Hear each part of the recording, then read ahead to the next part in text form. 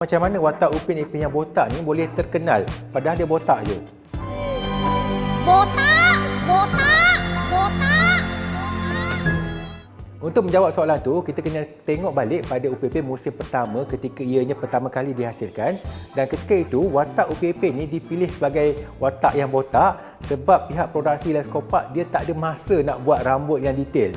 Dan seperti yang kita tahu, untuk nak buat rambut ni dia perlukan processing komputer yang lebih power, lebih tinggi untuk menghasilkan selai-selai rambut tu.